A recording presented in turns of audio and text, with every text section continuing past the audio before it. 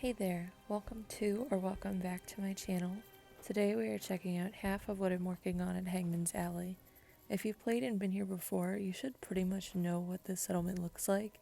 If not, stay tuned until part 2, because I definitely plan on having a before and after the entire settlement once it's 100% finished. So here's what I've been working on.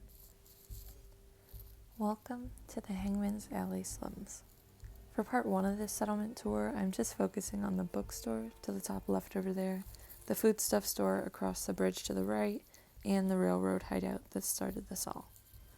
With how big this place is turning out, it could probably be 3 parts, but don't worry, part 2 will just be a bit longer.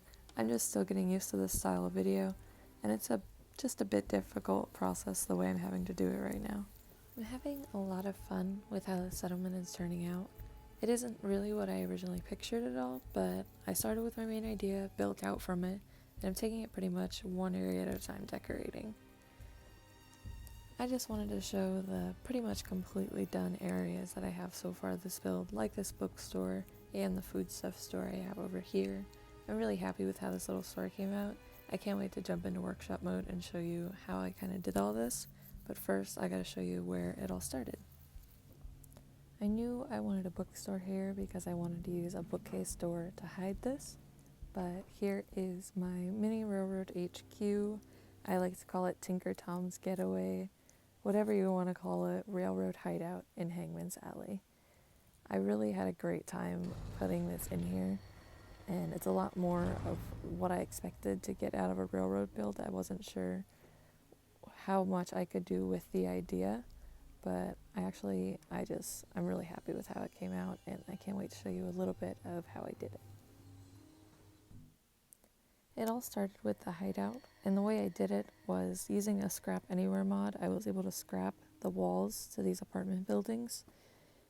When you do it, it's just kind of a void, so I took Snappy House Kit interior pieces and just kind of built those into the void. It's a little bit sketchy building in it, and I'm surprised I haven't had any lag issues, but you never know. It's been good so far, and I'm stoked with how this all came out.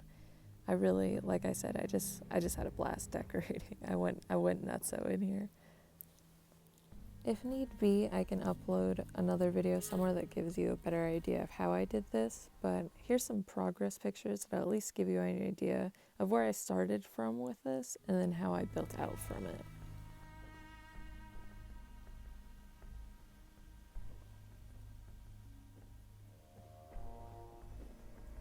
I use the same concept of scrapping into a building and adding pieces from Scrappy House Kit for the shop over here as well.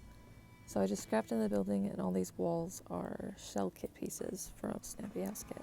There's the kind of void I was talking about. Up above the bookstore, I was going to put the bar, but I found a better place for it, and it just wouldn't have worked out with the extra support and stuff needed for another building up there, so I just put a couple lounge chairs. Here's a little sneak peek of what else I'm working on here, the apartments over there.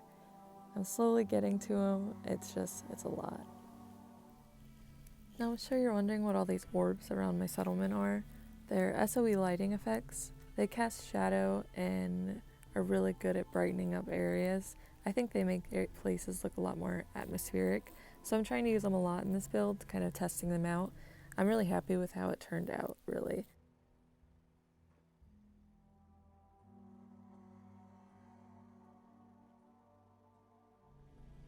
By the way, I got the little faction figures from Dead Wasteland.